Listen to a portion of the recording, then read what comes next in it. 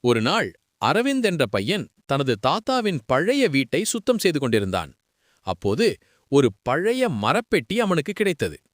அதை திறந்தபோது அதில் ஒரு மஞ்சள் நிற பழைய கடிதம் இருந்தது. அந்த கடிதத்தின் மேல் 1925 என்று எழுதப்பட்டிருந்தது. ஆச்சரியமாக அவன் அந்த கடிதத்தை திறந்து படிக்க ஆரம்பித்தான்.